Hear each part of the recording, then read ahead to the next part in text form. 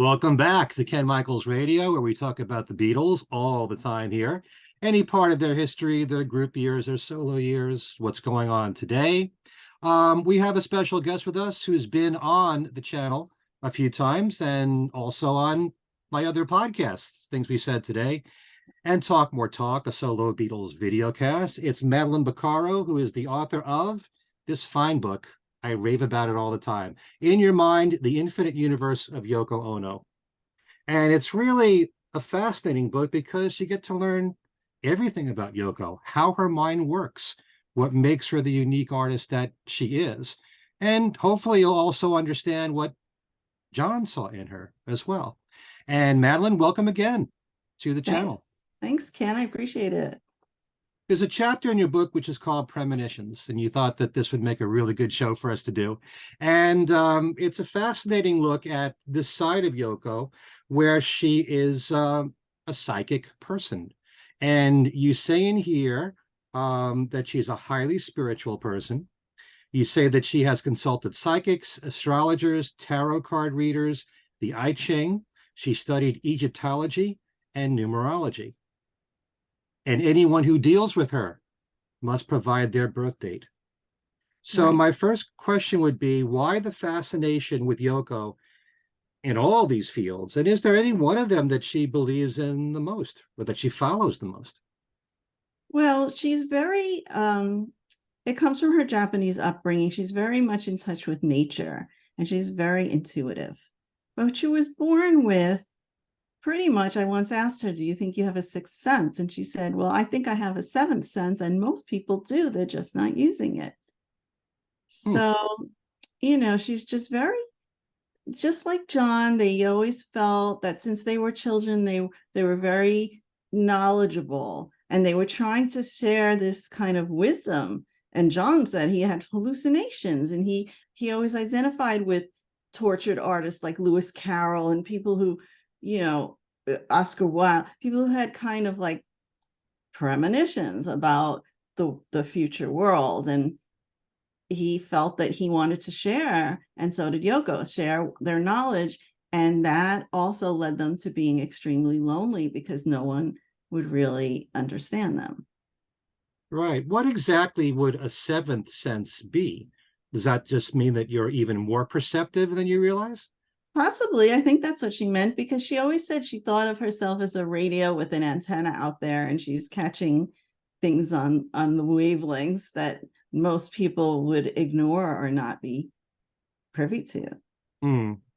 Yeah, I did read in the chapter about what John had said about his childhood, that he felt that he must be a genius, because he sees things that other people don't see, and other people don't understand that. And Yoko felt the same way. Right. Even though I'm sure these are all Beatle fans watching, they know the importance of the number 9 in John's life. Revolution number 9, number 9 dream, right. All those things, born on October 9th. Born on October 9th. Yeah. What is the importance in terms of like numerology and all of the number 9? The number 9 relates to wisdom and responsibility. It's her life path number. It indicates that she's compassionate, she's a humanitarian, she's selfless, friendly. It's all, it really, really describes her, and like very active. And it's her birthday, February 18th, is a multiple of 9. It just serendipitous, really. Yeah, and the home that John lived in with Julia was 9 Newcastle Road. Right. So his birth date, his death date, in England. Depends, yeah. You look at it that way. So you also write in here, because you just were talking about Buddhist principles being brought up on that in Japan. You write she's exceedingly intuitive and believes in animism and in the supernatural. So animism, and I was looking up the definition, was that everything, all creatures, objects, have some kind of spirituality in them anyway. Have a soul. Like even in Japan, there's a ritual that when children's dolls are discarded, they don't just throw them away. They have a ceremony and thank them for their service to the child and to the world. And then they have I don't know if they bury them, but they have a disposal that's kind of very spiritual. Interesting. Never knew that. Now you do have in this chapter, Elliot Mintz saying that John looked to Yoko as a sorceress, as a high priestess, and as a magician. She says that she is telepathic, and he knows that she does read minds. Right. Well, John considered her as his spiritual advisor, and she would send John on trips, these courses of travel that were supposed to alter him karmically, and he just trusted her. And Elliot, there's a quote that he said that John had been burned by many, and he didn't believe the Maharishi, and you had to be really good to pull one over on him, but he took what Yoko said very seriously, and so did Elliot. It's interesting, I don't want to be a cynic here because I happen to believe that Yoko is psychic, but when you talk about telepathy, I know that in the case of when you get to know somebody really well, as John and Yoko knew each other, as I know my wife, you live with them long enough, you know how their minds work, you think of the same things. Yeah. Could that be a little bit? It could be, but they were both very unique. I mean, they knew it. They were kind of separate from other people's thinking, and just the way they were in tune with each other. People say, they were like one person, whoever witnessed them together. They were like, it was mystical to watch them. So, both of them always said they felt like they had secrets that they had to share with the world, and they were just very lonely, and it was hard. Actually, they were ahead of their time, because now people kind of see what they were trying to say and what they were trying to do. Now everybody's an activist. Everybody's fighting for peace. Everybody's, believing in other powers. And they were just voicing it before anyone else did. Now, you give numerous examples here, especially from Yoko's songs, where she's predicting what will happen in the future. Yes. Especially related to John getting murdered, or the separation of the two of them. But are there examples you can give where she advised John to do something that benefited him? Well, that was all in private. I mean, she basically, even just the macrobiotic diet, just keeping him healthy, but we'll never know what she did that did avoid maybe his passing or hers up until he eventually was killed. I mean, it could have happened a lot sooner. It could have happened in England. People say, if only he stayed in England. I mean, how do you know? They hated her there, especially. He couldn't get away from people there. And they came here for some peace. And maybe that gave him an extra 10 years. Who knows? But, she did advise him when they were coming home that night to drive through the private entrance. But he said, no, I want to go through the front. And that's what happened. But, I don't know if that was a psychic intervention, but she suggested that they didn't go through the front. Just to make sure, where did you hear that? Where did I hear that? It's probably in the book. I had to look it up in my book. But yeah, I'll get back to you. I couldn't remember if I had heard that before or not, but yeah. But did she believe that all of her predictions would be accurate? No, she wasn't aware that she was predicting anything. She was, she'd write these songs, and let's say in Death of Samantha, which is really about the death of her soul after John had cheated on her for probably what was the first time in their relationship. And there's a scene in the song where, something inside me died that day, was like an accident, part of growing up, people tell me. And the scenery is like a vigil, because actually other people noticed it. When John had passed away, there was that moment of silence she had for him, and there were millions of people standing there on a gray, cold, snowy day. And it's just in the lyrics, was a snowy day, these shades, have seen a lot of things I didn't know myself. And she wasn't wearing shades yet at the time, and after he passed, she wore them all the time. but just, little things like that. And especially Walking on Thin Ice, because that was an older song as well that John dug out of a bunch of tapes of hers. And that was what they were working on when he died. And the whole lyric to that is just very, very tragic and scary, and about risk and love. And it's really eerie. I'm And she paying said the from when she price. paying the price for throwing the dice in the air. And then he even said, I always thought later on, why that song? Why did he choose that one out of everything? And ever since then, I have been walking on thin ice.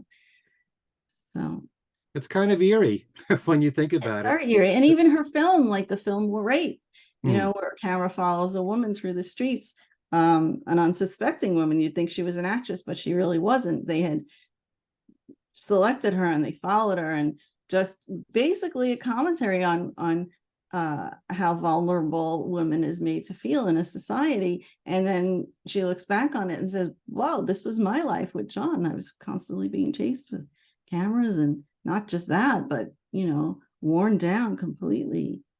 Yeah, and when she saw the film after John died, it was really hard for her to sit through that, because she really saw her life with John in that film. And even the separation, she felt there were two separations, right? When they separated in the 70s, but then she always felt that eventually they'd be separated because people didn't want them together. Most of their energy was spent, fighting that and trying to stay together. So. Well, she does kind of say, in that chapter, from the quotes that you bring there, that she kind of believed that maybe eventually they would be separated because the world wanted that. Right. They made it so difficult for the two of them. And of course, John understood that right along with Yoko. Right. You write here that she feels her words, music, creations that come out of her just without any effort behind it. And she immediately writes it down and catches it if she can. So it's kind of like she's not really making this effort to come up with these words. A lot of songwriters who do that, the words just come to them in a way, but it's kind of interesting how these kind of become prophecies in a way.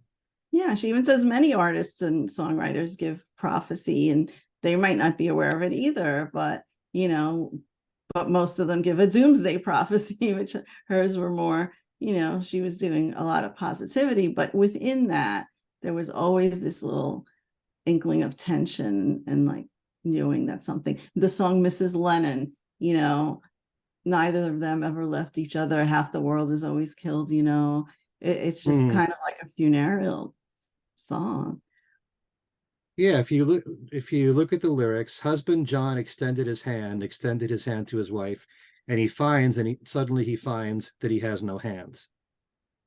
Yeah. They've lost their bodies. Yes, they've lost their bodies. Neither of them ever left each other.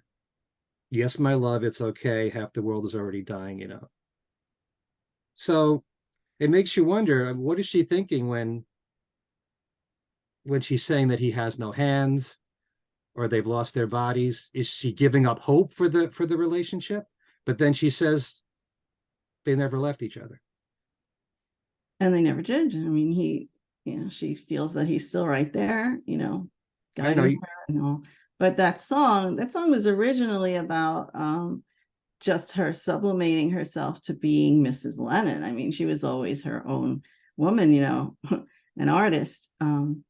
And her loneliness in that big White House that was beautiful, Tittenhurst Park, but that line where the gardener came down a long, long corridor to hand her some flowers, and he said, "These are for you, Mrs. Lennon." And that was probably the first time she heard somebody call her that, and she felt like she was in Citizen Kane or something. And that's her identity, period. She's nobody else. Yeah. But even her creations, like her artworks, primarily the first thing that John ever really loved was the lighthouse that she had in Grapefruit. It was in her little sales list. And the first night he invited her to be with him, he said, "Can you build this in my garden?" And she even said, "Oh, that's just conceptual." But then in 2007, it became Imagine Peace Tower. I mean, you couldn't imagine back then that ever being, she couldn't even, she thought it's concept, but now there are 2 light towers. So it's amazing. Right. Didn't that start out being, maybe I'm getting confused with something else, from Grapefruit? An idea from Grapefruit later on? The lighthouse? That was the lighthouse in Grapefruit. Yeah. Yeah, okay. So it actually had 3 lives. Being in Grapefruit, being in the Indica Gallery Right. exhibit, and then Yeah. interesting. Also, the title track to her album, Take Me to the Land of Hell. She Yes. said she wrote the song without knowing that the gates of hell was in Iceland. Right where the tower is. Okay. Then It's there's kind of, Song for John, that little demo that she had made that ended up on Approximately Infinite Universe. But, trying to find someone to fly with and all the problems along the way, like no safe place to rest. And it's incredible. Nobody sees me like you do, even with your warmth and closeness. This feeling of loneliness hangs over like a curse. There's a lot of that kind of stuff. Greenfield Morning. She's pushing the empty baby carriage, not knowing yet that her daughter would be taken by her ex-husband. And she was probably singing about the miscarriages that she had, but then the actual child got taken. So there's just a lot of tragedy in her life that comes through in those songs as well. and then she ends up being in a film called Homeless, right, where she's pushing a baby carriage. She was concerned about doing that because, again, future projections. She was afraid that if she does this, well, what if I become homeless in the future because I portrayed it? She's very introspective. And there's Winter Song, that beautiful song with which is the mountains lie in a distance like the future we'd never reach. How did you know that? It always seems like she doesn't, it's almost like because of the world not wanting John and Yoko to be together, that's always hanging over in her mind, and a lot of these words, no matter what. And then the B-side of Walking on Thin Ice was It Happened. And that was written in 1973. She dug that out to put it on the back of there. And there's a version of it from that time as well. But happens at a time of my life when I least expected. I don't know, remember when it happened. But there's no return, no way. That's just a kind of song of emptiness as well. It's just interesting, how that became the B-side of Walking on Thin Ice, and it's so appropriate at that time. And yet, like you said, it dates back to 73. Right. And the songs that made up her album, A Story, which was done in 1974, but not released until 1997, a lot of that sounds like, a reaction to the tragedy. Right. And a lot of them ended up on Season of Glass, which was their first album after John was killed. And it's just interesting. Also, when Walking on Thin Ice, he predicted that was going to be her first #1, and it was decades later. And also the line in there, I wonder if she knew about it. Because thinking back on, hey, maybe I did know subconsciously, Is it easy for her to deal with the fact that she, could see possibly into the future with something so horrible? I don't think she knew it until retrospectively. She didn't think, oh, I'm seeing the future, but looking back, it's like, oh, look what I said there. She doesn't listen to all those songs, Yeah. She was doing them on tour. She started like realizing, oh, look what I said here. And it's freaky. And even Cynthia was afraid that John would get killed when he came to America. For some reason, she had this feeling. She mentioned it in her book, the Twist of Lennon book. But there's a quote from that. She said, when I first set eyes on Yoko, I knew that she was the one for John. It was pure instinct. The chemistry was right. The mental aura that surrounded them was almost identical. And she was terrified. It was because of the warnings of psychics also. that he would be killed in America when the Beatles first came there. How much of what she did in her life was done from her own psychic ability or consulting psychics? Um,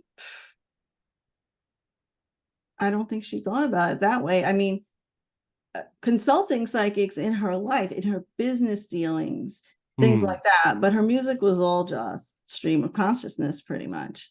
But yeah, she consulted psychics on days to meet with the lawyers, and even the signing of the Beatles dissolution, she had John do it on a auspicious day, you know. So he had the others waiting so he could do it on a specific date. So, you know, and then people thought of her as a witch, you know, and she hated it at first, but then she realized, you know, men are called wizards when they have some kind of intuition. So I guess a witch is a good thing, right? To understand her musical ability, you know, I've always heard that John helped her to become more, if you want to call it, mainstream. But you've got Song for John in there, which you say is the result of a demo that she made in 1967. But a lot of what she did, a lot of her ballady stuff is very classical sounding. It is. You know, and certainly Song for John is one of those songs. But, you know, was she fully developed as a songwriter? Could she, well, I guess, you know, John really was an influence later on, but she evidently was writing stuff other than what so many people associate her for, the songs where she's screaming. She was doing other stuff like that early on. Yeah, she could write musical notation. She was classically trained, and she knew what she wanted an arrangement to sound like, even if it was doo-wop 50s, whether it was reggae, and she would tell John, she would have to talk through John to tell the musicians what she wanted them to play. They weren't too happy with that, but why not? It's her record, right? So she was able to instruct them on Imagine as well. I mean, I think there's footage of this, you know, in the Above Us Only Sky documentary now. It's in there where John's asking her, well, what's this chord? And she's like, C flat major seventh, you know, she knows. And she was originally, they were playing Imagine on the piano, and she said, no, softer. You know, she knew that it needed to be more delicate. She was very intuitive with the music as well. And she has had training. And even Sean says, even production, you know, he didn't know what any of the equipment was in the studio until he went as a kid with Double Fantasy, but mostly with Season of Glass. He was saying that she taught him what every little knob was in charge of, and that's how he learned. Yeah, it's great to see that, you know, so many more people are recognizing her music. You know, as witnessed by all the cover versions, the compilations that have come out, whether the artists taking her own recordings or doing their own cover versions, her songs on the dance charts and all of that. So, but it's kind of interesting as your book goes into her very beginnings and what she studied and how talented she was. And, you know, there was so much more to her than from everything leading up to John Lennon in her life. And it's important to know that whole history too, which you cover in the book. Right. Yeah, there's well, specifically on the music, there's a chapter called Queen of the Scream, but it goes into all the influence, Okinawan folk music, Indian chants. She listened to everything. And it's a little strange because she went from this knowledge of the classical and the intricate notations to seeking out, like she knew she was seeking something, but she didn't know what it was until she met John Cage. And he's the anti-musician, really. I mean, he's just, she met him and realized, oh, good, I'm not crazy. And that's where she took off. You know, she listened to Alban Berg and Varese and all the 12-tone composers. That's where her mind tuned into most. Interesting. You know, you heard that she was a classical pianist and all. I would have loved to have just seen footage of her alone on the piano doing classical music. I don't know if she gave classical concertos or anything, but she was trained and she could play the, you know, she could read the music and play it, but I don't think she really enjoyed doing that. She wanted to compose. That's what she kept telling, you know, her father kept giving her piano lessons. She's like, but I want to be a composer. And she just kept getting told, look, no, there are no women composers. 19 what? She's born in 33. So even if she was 20, you know, that was 1953 or even sooner, you know, in the 1940s. No female composers. And how much did John take in from Yoko's full background? Did he really explore everything, like what you've been discussing here?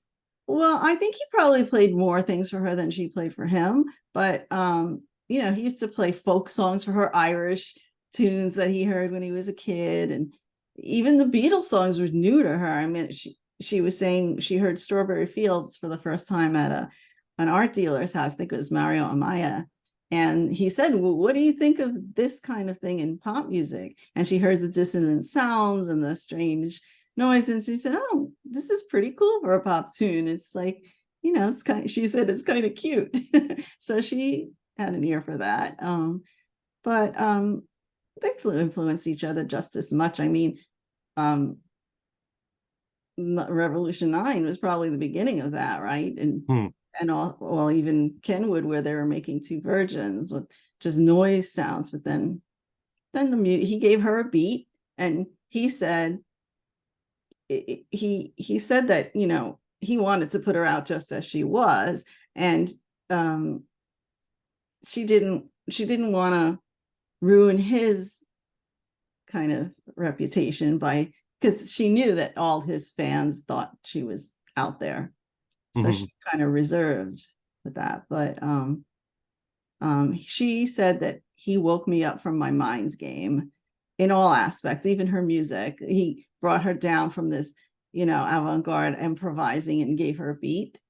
And she freed him from the beat in a way and told him that he could do anything and say more important things if he was going to use lyrics. You know, I've often thought that, you know, this tragedy of losing John Lennon the way that we did, and such a tremendous talent that he was. But I often think about the music that we would have had he lived, and how much it might have changed, and how much Yoko's influence might have played a part in that, and him and her music as well. Right. So yeah, I just don't know if Double Fantasy is, you know, it's only that moment. We don't know if he would have progressed and if he would have taken in new influences from the new music of the time, but it's so clear how big an influence Yoko was on him. Oh yeah. I mean, they were going ahead with the next album was going to be Milk and Honey, what became Milk and Honey, another alternating dialogue of songs. And then I am sure he was going to put Walking Out on Thin Ice as a single, right? No doubt, with something of his on the back, I'm sure. But that didn't get to happen. Then Milk and Honey happened, and then probably solo albums by both of them again, I would think, right? Yeah, well, most likely. Touring and getting, you know, hip with new musicians together and changing up the Plastic Ono band constantly. And he would have probably done a lot more touring. He loved that. He just didn't have the people to do it with at the time. It's another thing we were robbed of, you know, yeah, a tour. So much. Because you know that John was going to tour with Yoko and Elephant's Memory.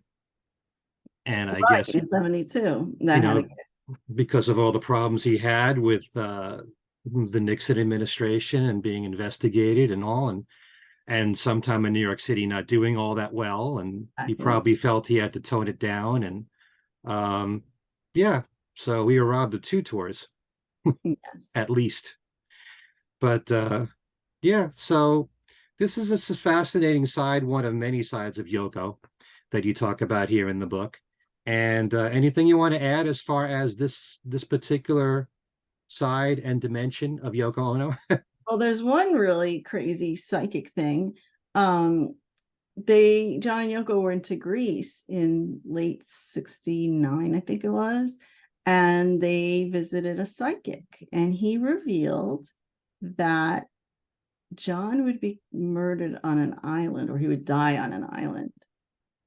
And they took it with a grain of salt, I suppose, because it was not mentioned until Yoko visited Greece later on, after John's death. And the same psychic met with her. And he said, do you remember what I told you that he would die in? She said, yeah. And then you just see, it's a video interview. You see this wave go over her, and she realizes it was Manhattan Island, for what that's worth. Wow. Where is this video? It's called The Day John Lennon Died. It's in a documentary. Okay. All right. Unfortunately, I haven't seen that. It'll probably be way too depressing for me to watch, but maybe at some point I will. But yeah, you never know with these predictions whether to believe them or not, but it certainly was a big part of who Yoko is. Right. And John believed in it too.